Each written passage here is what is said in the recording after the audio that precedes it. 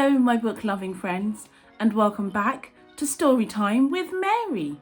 This is where we get to read all of our favourite books.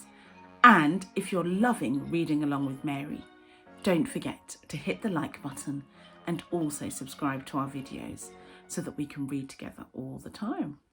Okay, book lovers, I've got such an adventurous book for you today. Today, we are going to be reading a book called Sasha Goes to America. This book is written by Margie March and it's illustrated by Fleance Farquhar. In our book today, Sasha Goes to America, all the way from Ghana in West Africa. So I want to tell you a fun fact about Ghana. Actually, it's a really cool fact about names in Ghana. So did you know in the Akan language in Ghana, which is spoken very widely, the day of the week that you were born signifies a special name that you will be called. So I'm going to tell you what your name is depending on the day of the week that you were born. So bear with me. If you're born on a Monday, if you're a girl, you'll be called Ajwa. And if you're a boy, you'll be called Kojo. Tuesdays are Abna for girls or Kwabna for boys. On Wednesday, you'll be either Kweku, which is a boy, or Ekwia for girls.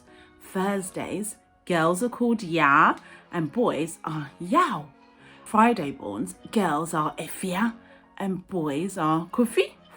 Saturday, which is me, raise your hands if you're a Saturday born, girls are called Ama and boys are Kwame. And last but not least, if you were born on a Sunday and you're a girl, you'll be called Akosia, or if you're a boy, you will be called Kwesi.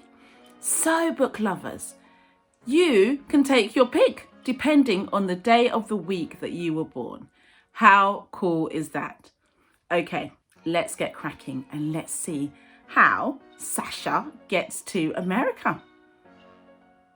Once upon a time in a village close to Kumasi in Ghana, there was a brilliant young girl named Sasha Baidu.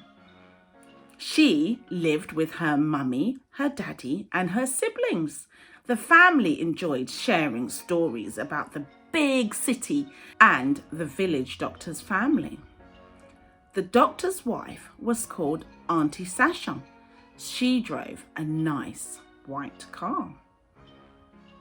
Sasha's parents dreamed that one day their daughter would drive a nice car just like Auntie Sasha, and so they named their daughter after her.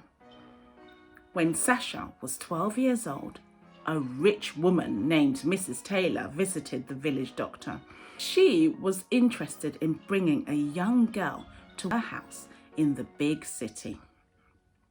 When Sasha's parents heard about Mrs. Taylor's request, they decided to negotiate for an education for their daughter. After Mrs. Taylor agreed to enroll Sasha in school, Mummy and Daddy prepared Sasha for the journey. They thought that by sending Sasha to the big city, they were giving her an opportunity to succeed in life. Life in the big city was harder than Sasha expected. She did so many chores, went to school and came back home to do more chores. Although she lived in a big house, she missed the village and her family. A year after Sasha had moved to Accra, Accra is the capital city of Ghana, just so you know, Mrs. Taylor's sister, Mrs. Aban, came to visit from America. I wonder if that's how Sasha gets to America. She was impressed by Sasha and offered to take her to America. When Sasha's family heard about Mrs. Aban's offer, they were so happy and excited.